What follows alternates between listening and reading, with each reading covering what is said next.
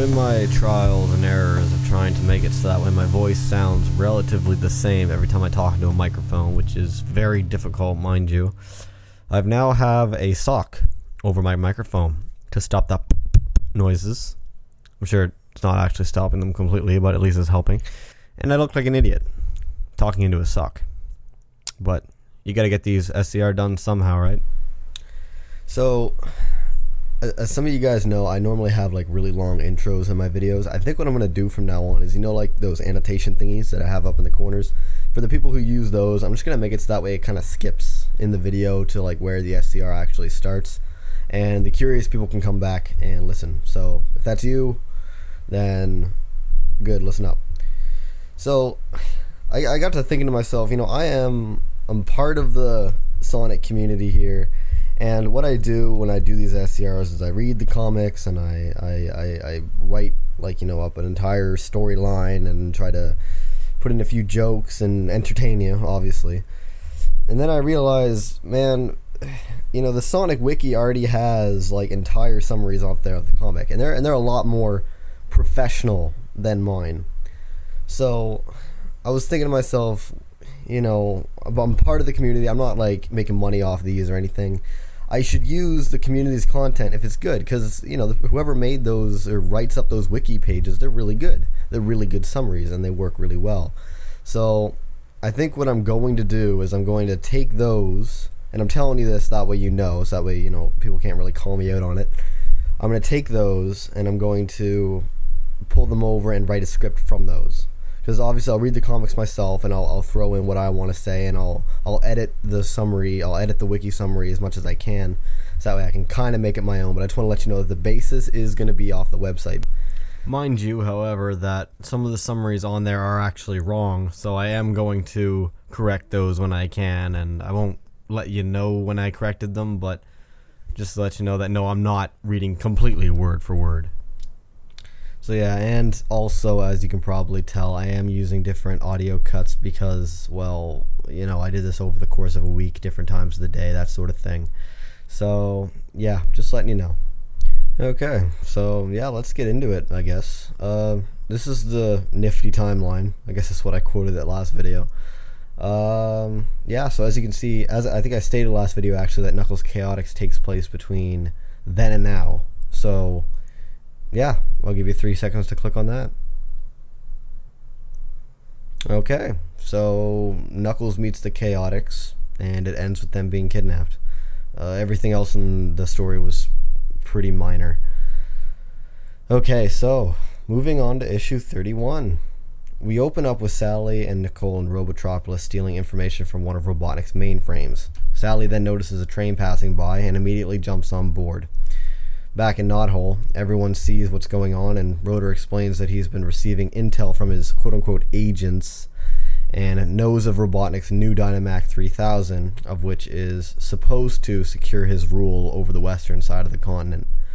Sonic takes off on foot, and everyone else follows in a plane. We switch back to Sally, who Splinter Celled her way into the train and finds the Dynamax 3000. She is then grabbed from behind. We skip over to Sonic on the outside, who attempts to board the train but actually gets shot down by its defenses. The person who attacks Sally is revealed to be Geoffrey St. John from the miniseries, for those who don't remember. He greets Sally with an ill-timed impression, and after receiving a fairly cold response, he continues to explain that the Rebel Underground, or Geoffrey's equivalent to the military, has been also following the Dynamax for some time. On the outside, Sonic recovers from the train's attack and is picked up by the other freedom fighters and brought to the train by ladder, which really makes no sense. I mean, if the lasers can blast him from the ground, what the hell makes him think that he could even stand a chance in a slow maneuvering plane when he's dangling from a ladder? Anyways, at around the same time, Geoffrey's men cut the power to the engine compartment, of which causes the Dynamax 3000's fail-safe systems to wake it up. Tails proceeds to drop Sonic onto the plane, only for the Dynamax to burst through the roof and bitch-slap Sonic down with Sally and Geoffrey. Sonic instantly takes a bad taste of Geoffrey for mistaking him as one of, or some sort of trainee, I guess. Geoffrey insulted him by saying he was a trainee. We then see that the robot begins to change shape and grab hold of the plane. Nicole then reveals that the robot transforms to handle given situations, and it can be shut down with a strategically placed scrambler, The Dynamac then grabs Sally. Sonic and Jeffrey both fail to rescue her and agree to work together. Sonic frees Sally. Jeffrey saves Sally. Rotor, Antoine, and Tails distract the Dynamac with the plane, giving Sonic enough time to plug the scrambler into the machine. And for Jeffrey's men, who were assertively given the names Dolph and Jean-Claude, I guess, Jean-Claude, I don't know. My French is terrible. Delivered the final shot. So these two characters were given names, but they don't seem to ever reappear in the comic, so don't worry about it too much. It simply ends with everyone salvaging parts from the train, Sally and Jeffrey kissing each other goodbye, which stirs some negative responses from the other freedom fighters, especially Sonic, who actually begins to get competitive. Yeah, sorry guys, I wanted to shorten that first story a bit, but I couldn't really think of a way to do it, so yeah. The next story is pretty short though. It picks up off Knuckles' Chaotix, where we're shown Knuckles attempting to locate them. He stumbles across a sign that reads, Grand Conserve, and we're shown Archimedes watching over him. Okay, so story 3, or the last story, starts with Rotor being awoken by a dormant radio that his mother is using to call him for help. He decides to travel to the frozen North Sea alone in his bathysphere. Yeah. So he gets there, realizes everyone is hypnotized by Robotnik's neuron bomb. Anyway, so he plays along and learns that Robotnik intends on using the herd to create a quote-unquote giant freezer unit to begin a new ice age. It ends with Rotor being knocked unconscious into the water. Okay, so moving into issue 32. The Freedom Fighters are somewhere doing something when they get attacked. Sonic's old dog Mutsky tries to attack them, but Uncle Chuck uses some random device of randomness to shoo them away. Anyways, and he continues to explain that Mutsky is Sonic's greatest threat because of how close they once were. Oh, and Antoine discovers a caveman thing in ice. And apparently everyone except Sonic wants to take the thing back home. So, Rotor and Sonic are defrosting him back in Knothole with one of Robotnik's old glaciators. Anyway, Sonic accidentally bumps it and speeds the process. The caveman, or Moby as he's referred to, freaks out and breaks the glaciator and goes on a rampage until Bunny puts him in his place. Since it was found with a paintbrush, they decide to communicate with it through a picture, but it imagines his family and takes off, Sonic reluctantly chasing after him. So anyways, Sonic ends up saving Moby from a bunch of SWAT bots, but manages to knock himself out, which allows Mutsky, who is also conveniently in this group of SWAT bots, to attempt to attack him. So Moby ends up saving Sonic and almost euthanizes the dog when Sonic explains using a dirt drawing what Mutsky means to him. Like as a family, I guess. Back in Knothole, Uncle Chuck restores Mutsky's mind and they put the barbarian in the jungle. And I love how Uncle Chuck says Robotnik doesn't know about the jungle. How the fuck doesn't he know about a jungle? It's a fucking jungle. You don't just overlook a jungle. I mean, he may not have control over it, actually that's given, but it's not like he doesn't know it's there. I mean, really? We clearly see he has satellites and stuff in previous issues. It's not overly far-fetched to think he at least has like a Google Maps equivalent on his computer.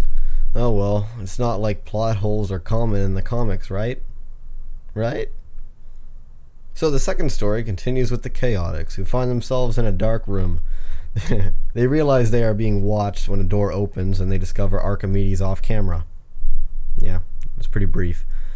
I don't understand the whole dark room thing. I mean, like, seriously, if you're gonna kidnap people, you don't typically shove them in a room, then let them out a second later and let them walk up to you and find you. Yeah, sure, Jigsaw kinda does that, but at least he has death traps between him and his prisoners. So anyways, the last story of this issue, Rotor is seen drowning, but gets saved by Celia and Augustus, who are the Arctic Mobians from a while back. It's revealed they're both settling up in the region while the others are living elsewhere.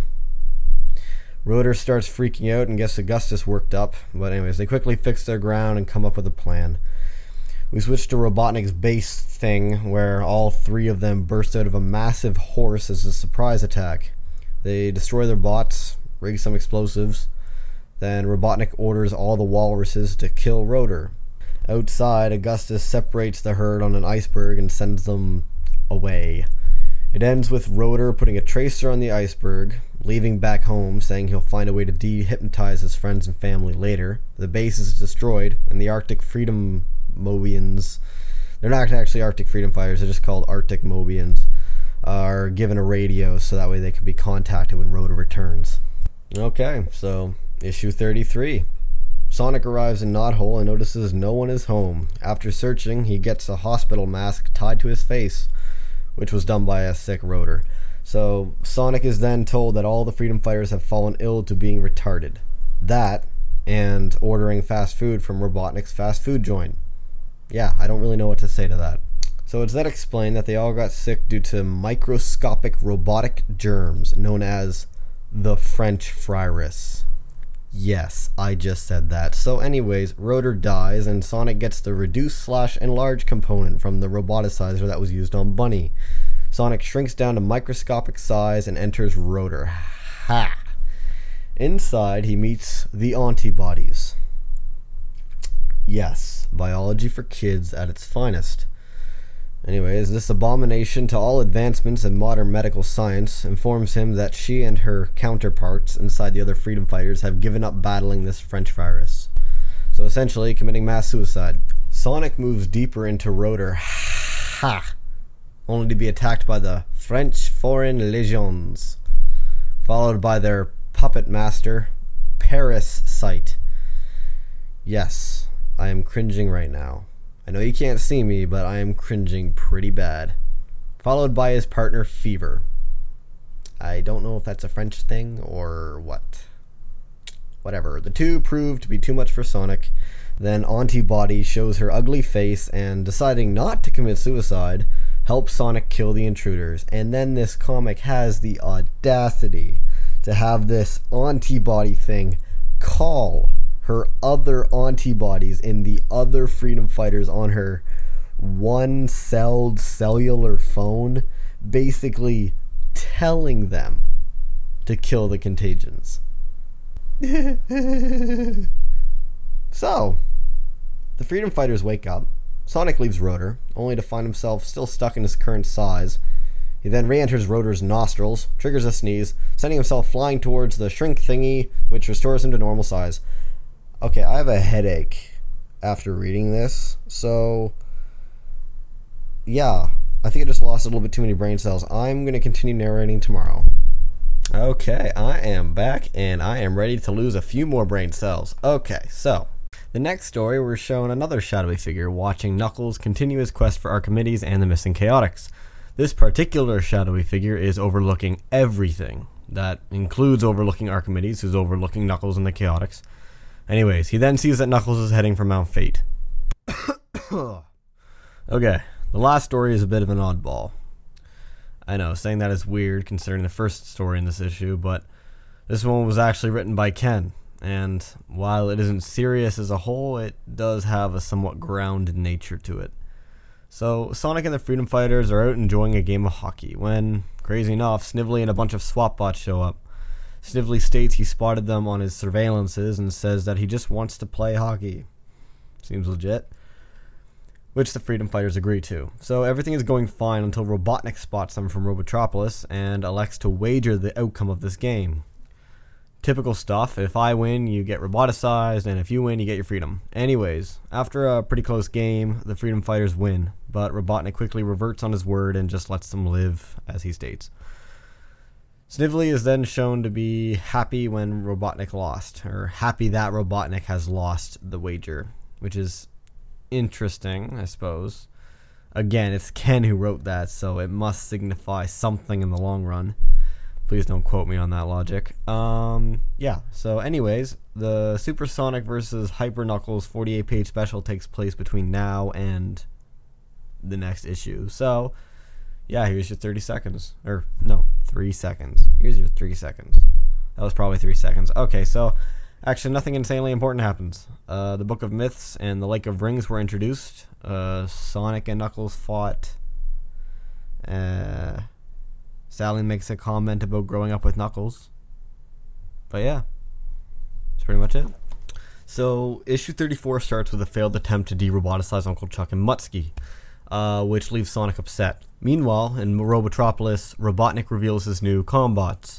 He states his plans are to march on the Great Forest with his new army. However, Robotnik is unaware that Dulcie, yes, she's back, is listening outside. She flies to Knothole and kinda delivers the news. The Freedom Fighters decide to destroy the combots and elect Uncle Chuck, Mutsky, and Sonic to do it. So, they infiltrate Robotnik's citadel and locate the room where the combots are stored. However, as Sonic runs to plant the explosives, Uncle Chuck and Mutsky are hit by a beam that was fired by Robotnik, and then Uncle Chuck grabs Sonic, for it appears that both him and Mutsky have fallen back under Robotnik's control. He gloats and tells Sonic that he will be leading Robotnik's force. The next day, several of the Freedom Fighters return to Sally with no news of Sonic, Mutsky, or Uncle Chuck. However, they are quickly made aware of their whereabouts as Robotnik's combat army appears in the distance. Sonic is strapped to the front of Robotnik's tank as Uncle Chuck and Mutsky march with the combots.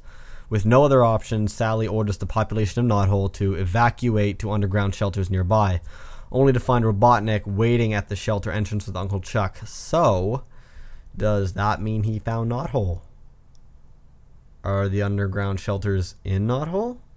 Or are they right outside the Great Forest? This makes no sense. So anyways, Robotnik orders the combots to excavate all Mobians from the Great Forest, but, of course, he is shocked as his horde of robots march off a nearby cliff into the ocean. He then quickly attempts to have Sonic roboticize, only to see that Sonic miraculously escaped and is about to use the tank's roboticizing function on Robotnik, but sadly, Mutsky attacks him, allowing Uncle Chuck to pick up Robotnik and Snively on a hovercraft, and as they escape, Sonic then reveals that Uncle Chuck and Mutsky were acting the whole time, having been implanted with neural overriders by Rotor to prevent him from falling under Robotnik's control again. I'm not even going to bother explaining the comics explanation, because it fell apart right here. This. Right here. The war would have been over. They could have roboticized him and been done with it, but no. Instead, they decide to literally taxi the fucker out of there. Why? This story has so many plot holes that it's a mess to read, let alone understand. And what is up with this dude's drawing? Like it's consistent, but it's creepy. So it's consistently creepy. I mean, look at this. That's just scary. So we move into story 2. Knuckles is continuing his search for the missing Chaotix, and his thoughts stray to his father teaching his younger self about the history of their people. Like how the floating island came to be, and how the tale led to the rise of the portentous Mount Fate. Originally, he recalls, the floating islands was once part of the Mobius surface, specifically the continent of Down Under, and was the home of a thriving Echidna civilization. And if I remember correctly, Down Under is equivalent to Australia in the comics, so yeah.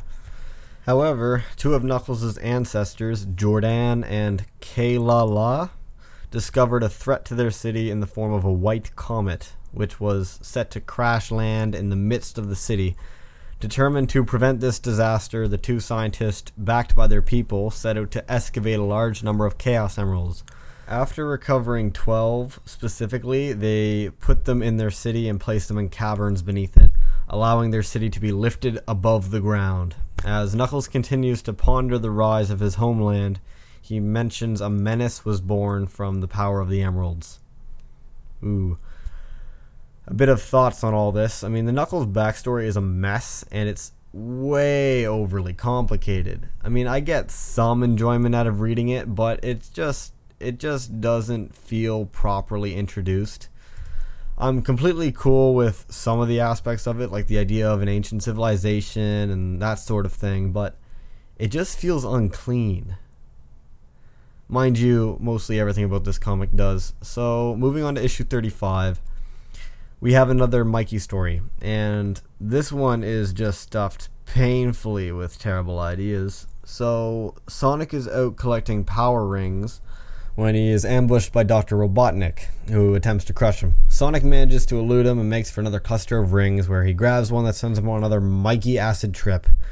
Robotnik lets us know that Sonic just obtained his 1 billionth power ring. Sonic finds himself pulled into another dimension, where he finds a gigantic power ring, atop of which is perched one of the ancient walkers. Whoop-de-doo, here we go. The walker compliments Sonic on his achievement, where Sonic just replies rudely. The ring then gets super hot, forcing Sonic to drop it, and watch as it burns the circle into the ground. The center of the circle then... I had a dream once that pillars, like the ones at Walmart, would randomly come out of the ground and smoke me in the nuts every few seconds. Sorry, I had to throw that out there. So yeah, the dirt rod carries Sonic high into the air, where the walker flies up to join him. After announcing to Sonic again his obtainment of the billionth power ring, the walker then watches as Sonic's billionth ring slides up the pillar and knocks him off, sending him plummeting. So as Sonic falls to a sea of green, his ring grows to support him like a stupid floaty tube. Sonic is then surprised to learn that the sea around him is made of Chaos Emeralds. He then finds himself facing another ancient walker. Sonic, pissed off, demands some answers, which the walker replies to by slipping a Chaos Emerald ring on his finger. Sonic puzzled over the connection between the two, and the walker poses the riddle of the rings to him. Sonic is able to deduce that the answer to the riddle is a chain of rings, which then emerges from the Chaos Emerald Sea and drags Sonic into it. Emerging at the bottom of the sea is another strange... yeah, that word doesn't really carry much weight anymore, does it? Strange area. Sonic finds himself confronted by his billionth power ring, which has grown to gigantic size. It rotates, forcing Sonic to run in order to stay inside it, causing him to marvel as it reshapes into the symbol for eternity, or an infinity symbol. Yeah, so the final ancient walker appears before him, congratulating him and saying that he has earned the right to ask one question, and... yeah, I'm sorry, that's actually kind of funny. Anyways, he misspeaks and is propelled from the strange realm of the ancient walkers, or that the ancient walkers made for him, or I don't know. He then emerges back into the zone where he started. The ring now supposedly provided him with a protective aura that enabled him to cut through Robotnik's Robopod while he was just innocently reading a Playboy magazine. Okay, I gotta end this, seriously. I love the wiki because it's making this much easier to summarize. Sonic decides to take the billionth ring back to Knothole, where he has it mounted, and shows it to Sally after reporting his strange journey. At the same time, Sonic becomes determined to unravel the mystery of the Power Rings and the Chaos Emeralds, believing them to be the key to Robotnik's defeat. Okay, so does Ken, approve of this nonsense before it's published? Because this is just absolutely ridiculous. Painful to read. It's not entertaining. It's not funny to throw this into continuity. It's a mess. And it's stuff like this that keeps me from suggesting the Sonic the Hedgehog comics to anyone. I even think twice of suggesting these to a fellow Sonic fan. And if I do, it's always with a disclaimer. Okay, so we're still in the same comic here. Knuckles continues his search for the Chaotix and starts to approach Mount Fate. Knuckles then recalls the story of his ancestors Edmund and Dimitri. Bear in mind that these Knuckles segments are to give us filler. They're not exactly to advance much of the plot, so... anyways, yeah, he recalls two scientists who were trying to bring the floating island back to Mobius' surface. They both locate the chamber where the 12 Chaos Emeralds that support the island are kept, and Dimitri specifically is marveled over their limitless power. The two of them present their proposal to the people of Echidnaopolis to use their Chaos Siphon machine to gradually absorb the energies of the emeralds, allowing the island to return to Mobius safely, rather than just removing the emeralds, which would cause the island to just plummet. Despite Dimitri's confidence, the chief magistrate denies them the permission to make the attempt, fearing that the attempt would endanger the people of the city. Mind you, every sentence he speaks is with an exclamation mark, which is uncalled for, seeing as though it was just a simple proposal. So anyways, Dimitri isn't very impressed with the decision and returns to the Chaos Chamber with the Chaos Siphon. I keep on wanting to say Siphon. Chaos Siphon, and begins the process, ignoring Edmund's pleas and absorbing the power of 11 of the 12 Chaos Emeralds. The Chief Magistrate and others arrive to help Edmund, and are surprised to see that one emerald's power is enough to keep the island afloat, obviously, because their power is infinite. However, they are then confronted by Dimitri, who turned into a green powerhouse, which he demonstrates by causing a tower to erupt from Angel Island's surface, which later becomes Mount Fate, as I mentioned. Aside from the obvious things, this story kind of left a lot to be desired. I mean, it was too brief and was one of those things where you swear everyone in the story was an idiot. For example, like, they acted and responded in ways that I personally wouldn't, and it didn't really give enough reason for why they acted the way they did. Anyways, we're moving into issue 36, and 25 minutes into this video. Damn, this is going to be a long one. Sorry, guys. So, everyone is gathered in Rotor's lab. They all watch some armored figure ride across an unknown landscape. Rotor then states that the image is a video taken from the Zone of Silence, where Sonic states that he has been in that zone, or that he has been there, and has not seen anything like what they had viewed. Rotor then reveals that the zone at which Sonic had visited, known as the Void, was in fact a different one from the Zone of Silence, where King Maximilian Acorn had been imprisoned by Robotnik.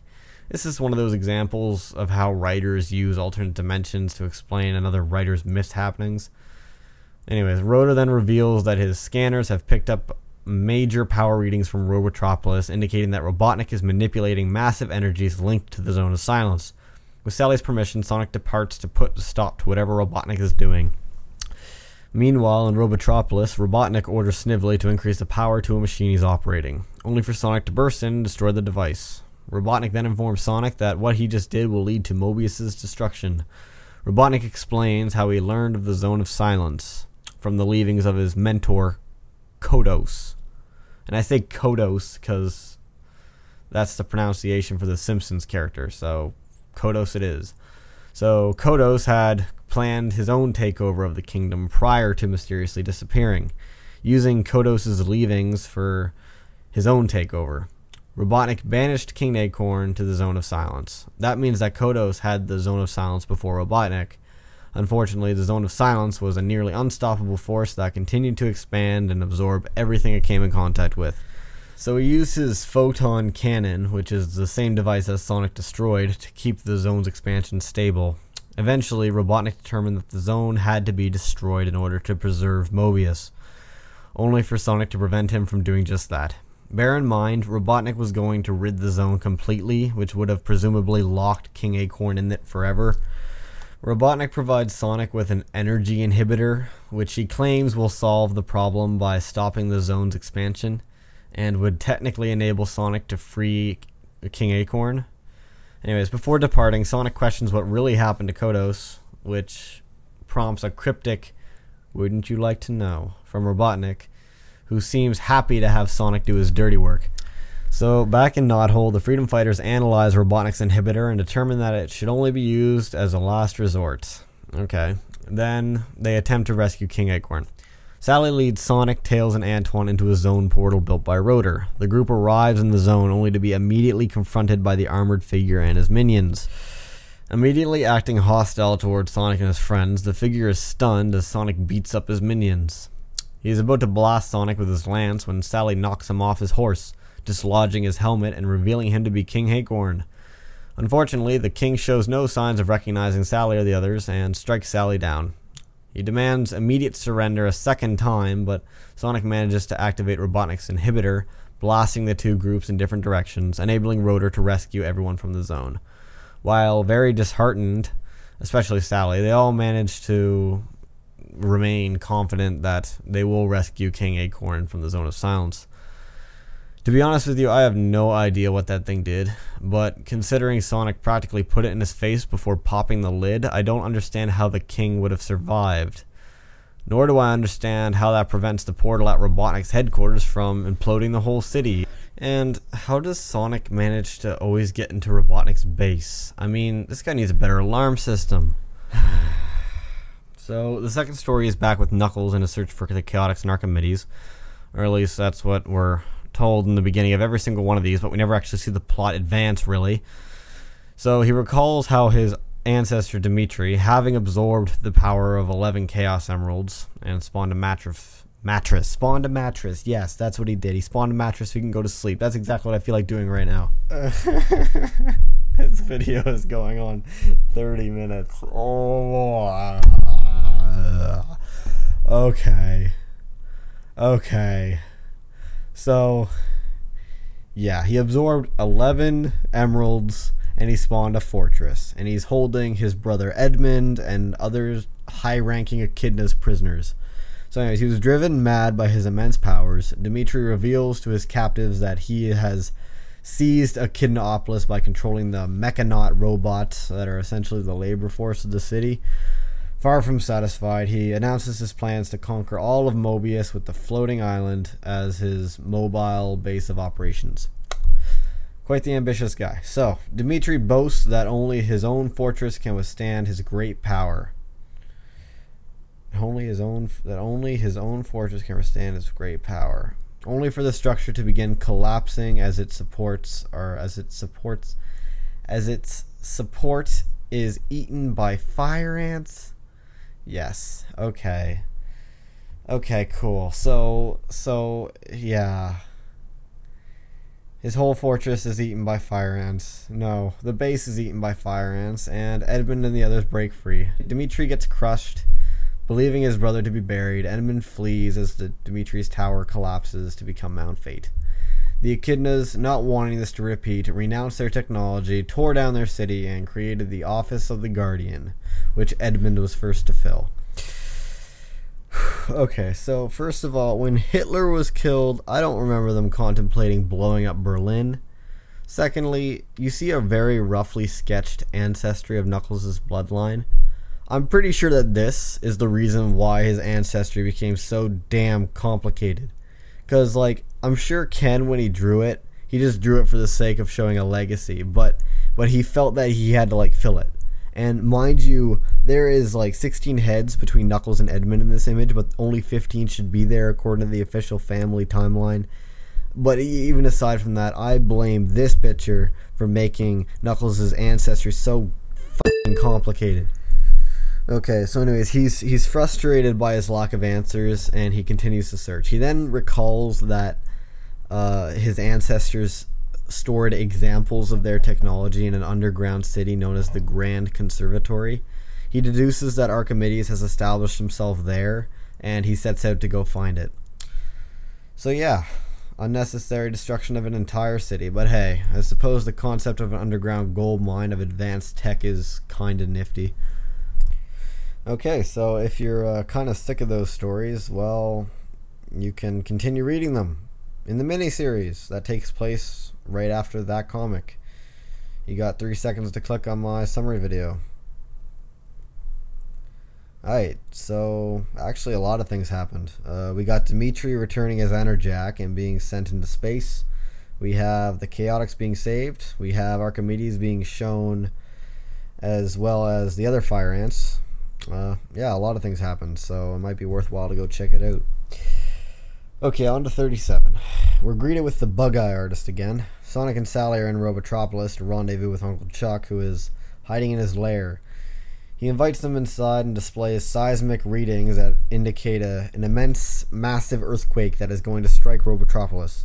Sonic seems happy about the thought of Robotnik City being damaged, but Chuck tells him and Sally that Robotnik is aware of the quake as well, and plans to avoid it by hovering above Robotropolis in a spacecraft. Yes, a spacecraft, because aircrafts just aren't good enough for old Robotnik.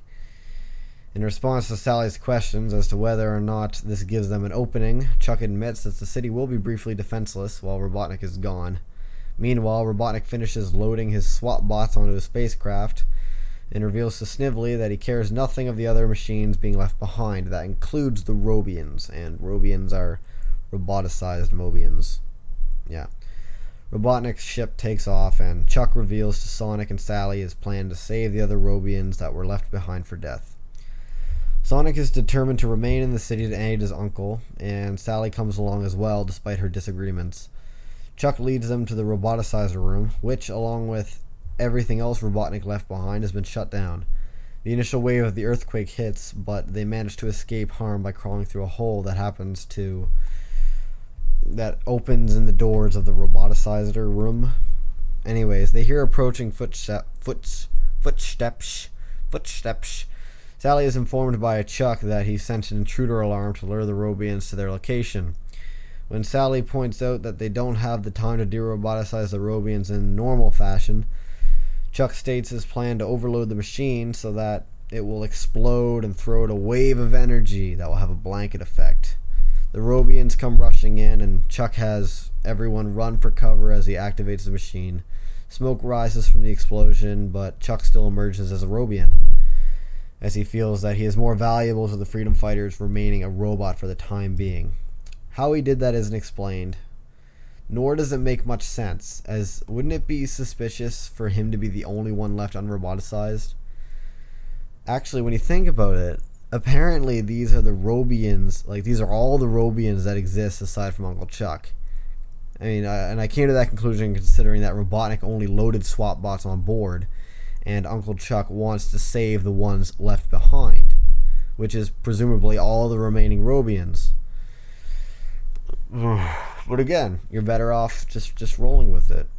Well, that or just stop reading the comics, which I bet was probably a legitimate alternative to some people back then.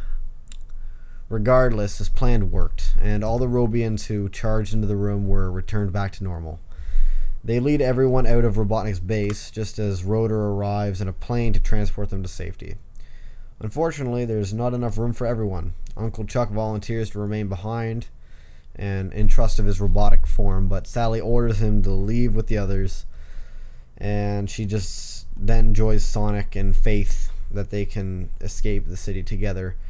So you're telling me that the plane couldn't fit 2 more people?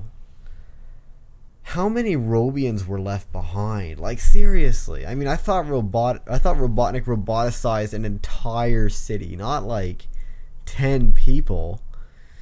Inconsistency. Oh, it bugs me.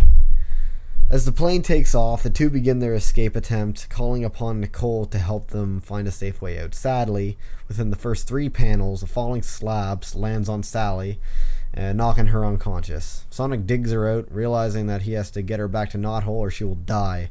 Nicole then speaks, pointing out the best route and wishing Sonic luck as he takes off, carrying Sally in his arms. Oh, and it's hilarious how Nicole is like, if you start in 10 seconds and don't stop, you might survive. Good luck, Sonic. And Sonic's like, good luck? Don't you mean goodbye? And is seen running without Nicole in the next panel. So, like, he just left her to die. No big deal. In all honesty, though, that's not what was intended, but I had that impression. So, yeah. Sonic gets himself and Sally to safety. The next day, a bandaged but walking Sally awards Sonic and Uncle Chuck with the Mobius Golden Acorn of medals for their bravery. Chuck is doubtful that Sonic will be able to pin it on him, is told that it's magnetic, har har.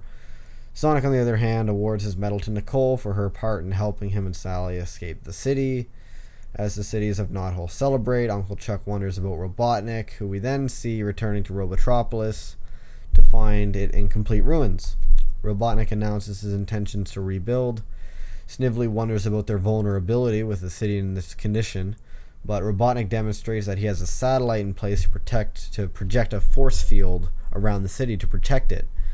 He orders Snively's to activate it. Snively does so only for the spacecraft to kind of crash into it, and Robotnik states that he was going to have him bring it up after they got inside. Yeah, haha. So this is one of those moments that, when after I was done reading this, I could have swore that the plot just took like a huge turn. I mean, Robotropolis is destroyed. All the Robians are saved. But for whatever reason, it's completely downplayed. I mean, obviously, as you know, the comic doesn't discard any content, so it definitely happened. It's just, it's so underplayed that it feels like it doesn't even matter. Okay, so the next story is a little gem. It's called Bunny's Worst Nightmare, and it was written and drawn by one guy named Rich Koslowski. It's a fairly simple story, yet it packs quite a big punch, and it isn't overly complicated, so I can shorten it pretty easily. Bunny's robotic parts start to take over her body. The effects prove to be irreversible, and everyone comforts her for the inevitable, but she begins to become scared of herself and what she might do to her friends.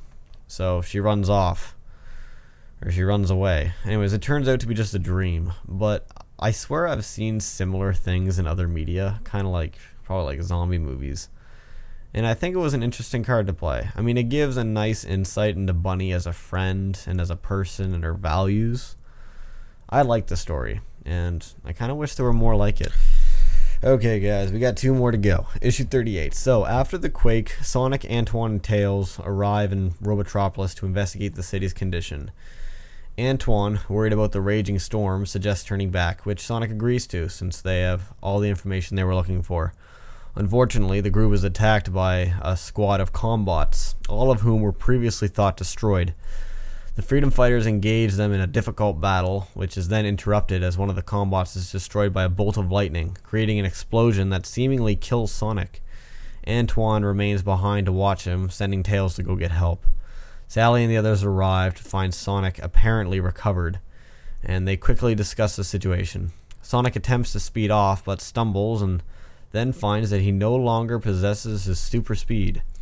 Rotor theorizes that the explosion from the Combot must have caused the change, and Nicole deduces that gathering several power rings might restore Sonic to normal.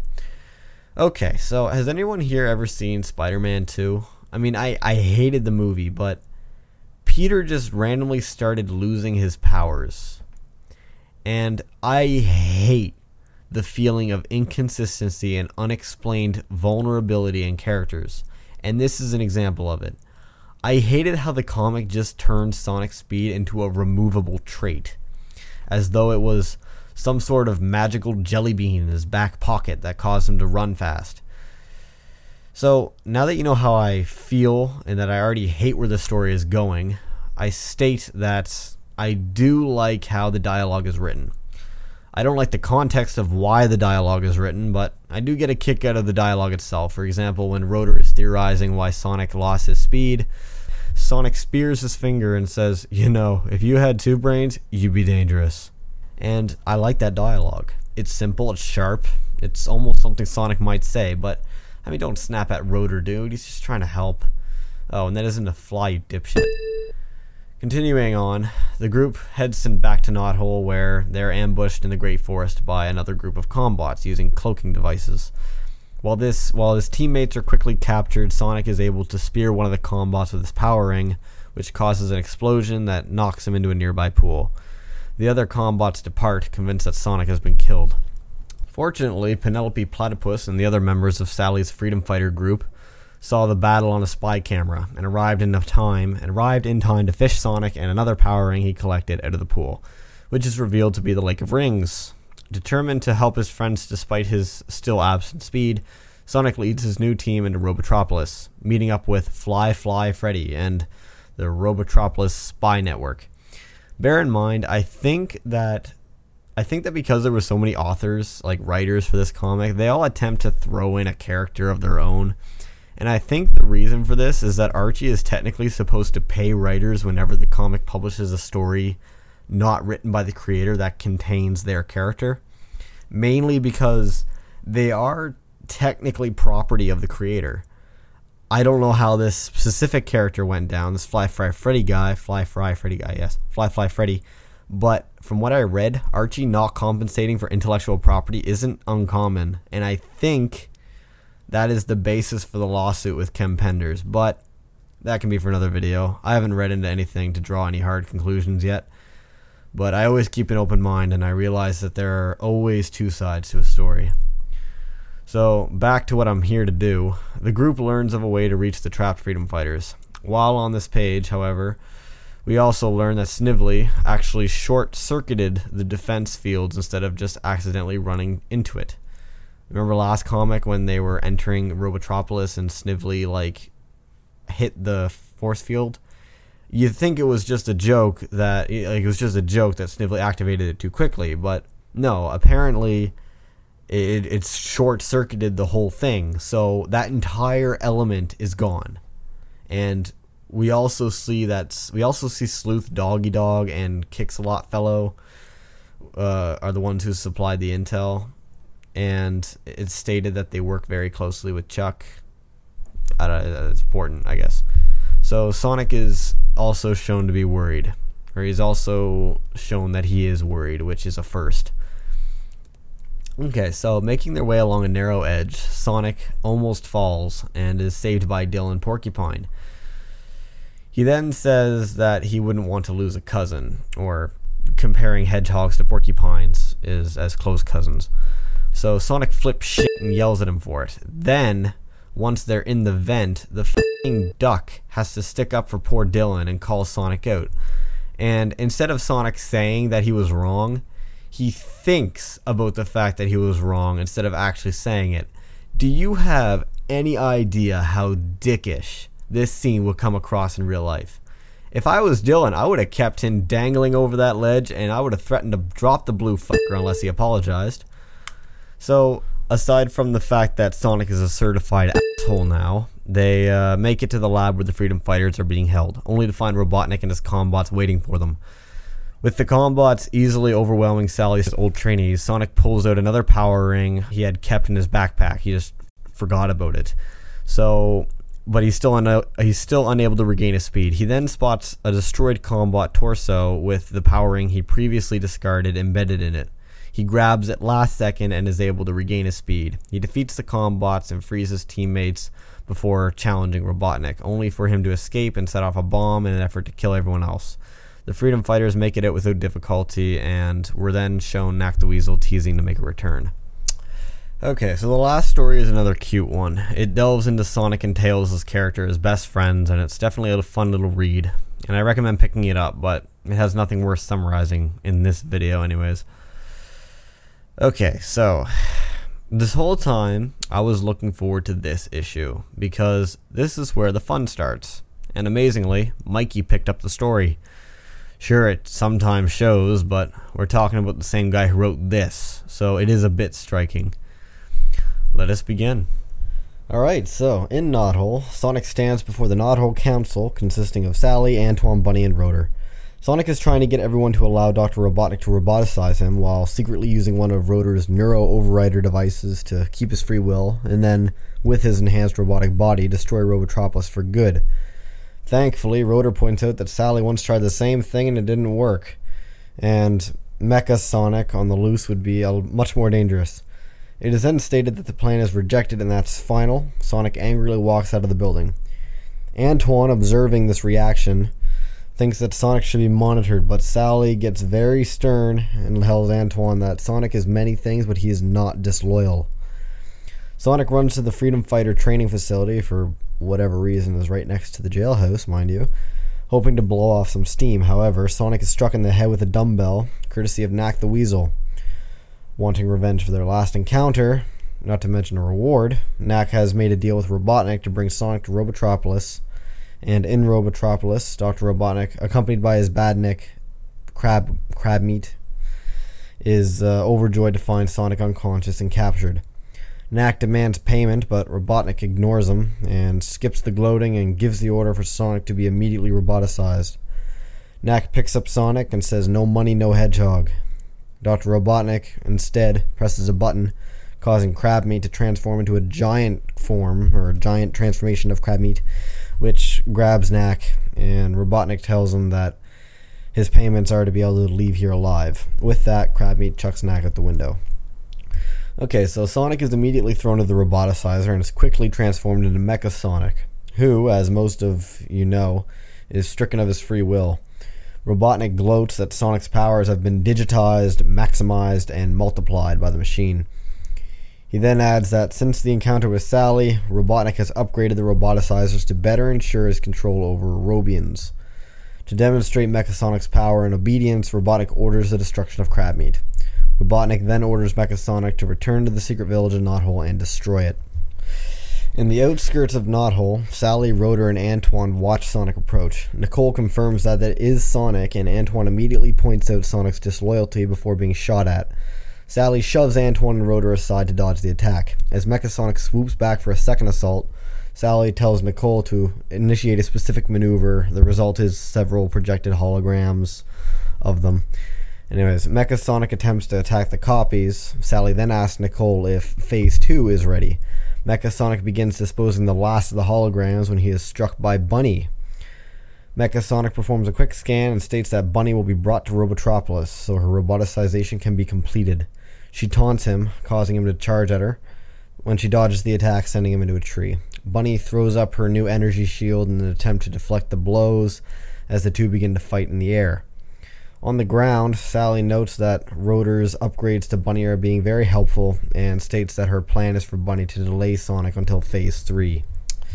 Within the communication rooms in Knothole, Tails receives Sally's signal and launches a Mayday transmission, soon receiving a reply. Meanwhile, in Robotropolis, Robotnik is observing the battle. He's frustrated that Bunny is holding her own against Mechasonic, and he muses that if he had a remote power booster, he could transmit a surge through Mechasonic to stop Bunny. A nearby SWAT-bot questions the practicality of building such a device, which Robotnik considers it easy. He then dismantles the SWAT-bot for the necessary parts. Robotnik soon completes the device and activates it. Bunny, who is in proximity to Mechasonic, is shocked violently and plummets to the ground. Sally runs to her side, asking Rotor for help. About to be taken to Knothole's infirmary, Antoine points out that Mechasonic is now headed for Knothole. Bunny reconfigures her robotic arm into a cannon and takes off after Sonic again.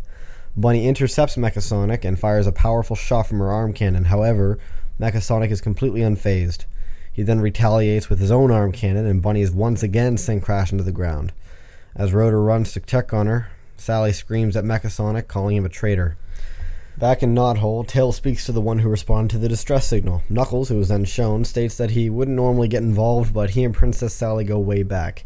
Tails briefly notes Knuckles' ancestor Ahir, who he met in Down Under in the miniseries. Knuckles has no idea what Tails is talking about, but says he's simply there to fight. Okay, cool.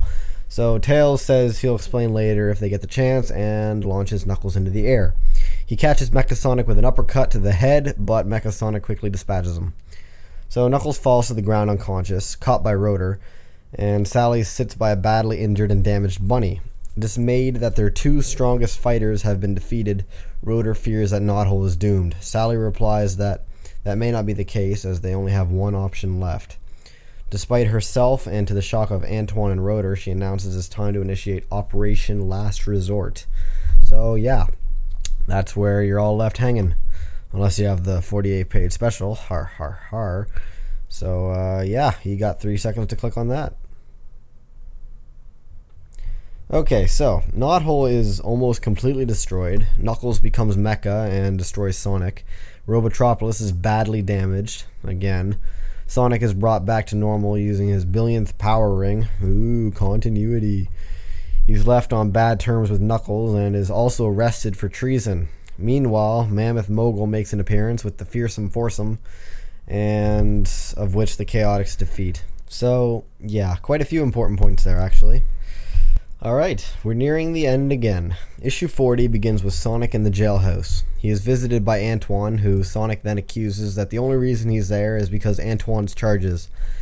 Antoine is now in control of Sonic's watch because everyone important is rebuilding Knothole. During the argument, Sonic shouts that he's only there because he agreed to play it by Sally's rules. Antoine denies it all and states that he plans to celebrate his coronation as the new commander. With Antoine's leave, Sonic runs around his cell yelling that he should be out there helping instead of being locked in jail. Outside the jailhouse, Amy Rose is protesting with a blowhorn. Sally and Rotor watch Amy yelling for Sonic's freedom, while Sally comments that Amy is just worshipping Sonic. Rotor reports that King Acorn's disaster plan worked since they have backup units stored underground that are replacing most of their damaged equipment, which kind of makes sense and kind of doesn't. I mean, from what I remember from the show, Knothole wasn't known about until the gang escaped Robotnik's uprising, but the comic makes it sound like it was always a place of retreat, which still makes no sense because Julian, or Robotnik, was the head of the military, meaning that he should have known about it from the beginning, were, like, for the example, the Overlanders ever to attack and blah blah blah. But again, just roll with it. So Sally begins to get upset over court-martialing Sonic. She calms down and kindly approaches Amy to stop the protest. However, Amy thought she was coming to pardon Sonic, of whom Sonic assures her through the bars that it won't happen. Amy is in tears when Sally tells her that he's staying in jail. Sonic starts yelling at Sally that he doesn't belong in jail, and Sally mentions that no one is above the law. She drags Amy away, yelling that they will settle the matter in court. So, the next day, Sonic is in court with Hip and Hop as court judges, and Antoine is prosecuting. Ah, remember those guys from the Spinball issue? Told you this comic drops nothing. So Sonic quickly recognizes the kangaroos, but they still tell him that he won't be getting any special treatment for saving them. Sonic inquires on who does decide when Princess Sally enters in her royal clothes. Sally orders Bunny to guard him, and Sonic says to Bunny, "That's the thanks I get for saving your life," which I completely agree with. Okay, I'm going to keep a counter on how many times in the next few panels that everyone acts completely out of character. So, Bunny starts waving a saw in Sonic's face. She then states that she has a guided missile that will hunt him down based on his billion ring aura. Apparently, designed by Rotor. Sonic spits at the idea that his friends are doing this to him. Actually, I agree with that. Then Sally orders them to stay seated, which, if you watch the TV show, you know that she doesn't like to be addressed as any form of monarch or authority. That goes for the whole thing, mind you, so just imagine a constant dinging noise piercing my eardrums as I read this. So Sally starts the trial with Antoine stating the damn obvious and making Sonic seem undeniably guilty before bragging that he also saw everything. In these panels, you see that he is forcing his wanted responses out of the freedom fighters, but it is already established that clearly nobody is on Sonic's side, so why even bother making it seem that they even want to remotely defend Sonic? Consistency, people. Sally calls for Sonic's rebuttal, of which he calls Antoine as a witness. He states that Antoine was supposed to be guarding the jailhouse and failed to notice that Knack was missing from his jail cell, which Sonic claimed was the person who knocked him unconscious, and that he was too busy planning his coronation party to notice that Knack had disappeared. Antoine outbursts himself that it's all true, but Sally states that this trial is about Sonic, with Hip and Hop declaring him guilty. What? Bullshit. Oh, and would you look at that? Bunny is threatening him again. Why is everyone an idiot? I mean, seriously, it's a comic book, but it's based on a well-grounded TV show. Why is this happening? You know, I still do kind of agree with Laura Olson. These comic books can sometimes take the characters very far away from where their personalities should be. I personally hate these types of story arcs anywhere, because if written poorly, it can completely change the way I view a set of characters. Like, right when you think you understand the deep connection between a group of friends that have been practically orphaned since infancy and lived and fought together against tyranny for years, this happens. And again, it's painful to read, but here I am, bitching again. And do you know what's sad?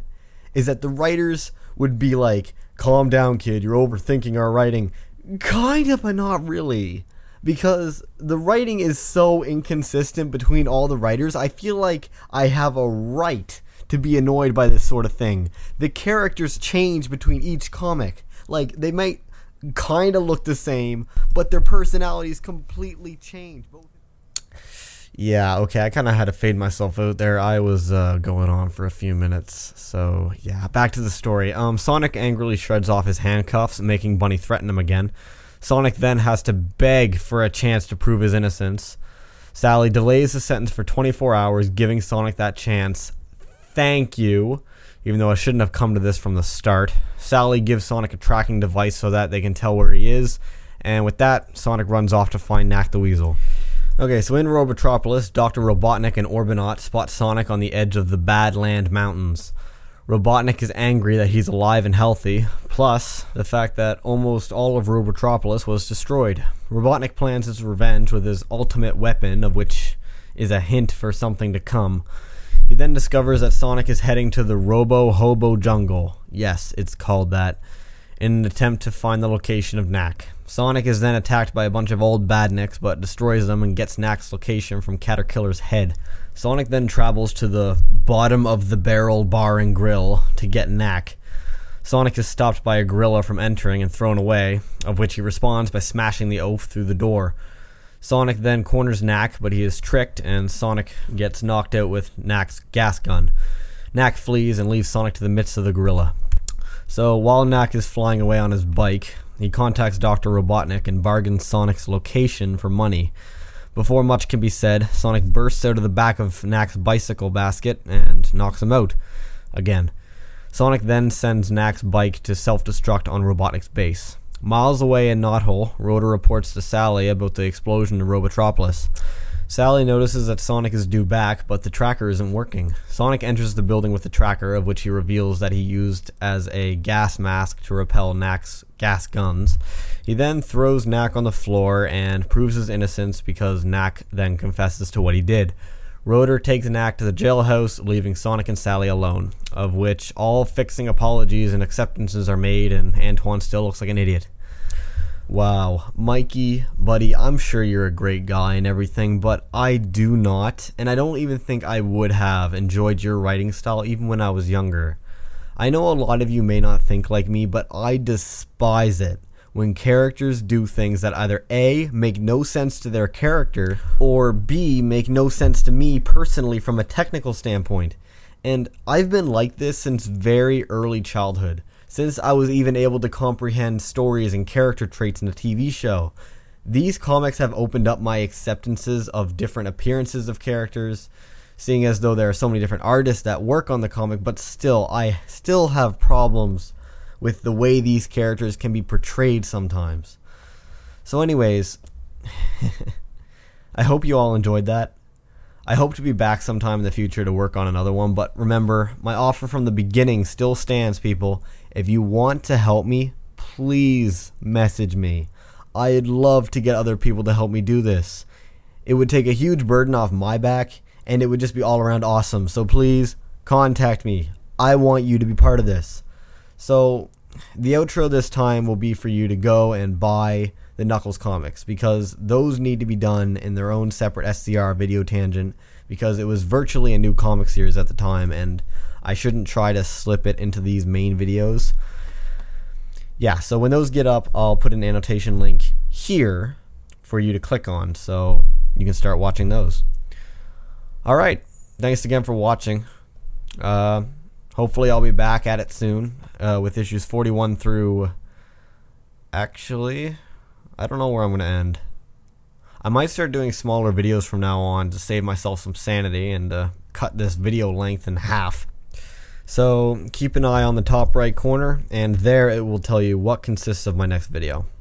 Yeah, so later everyone.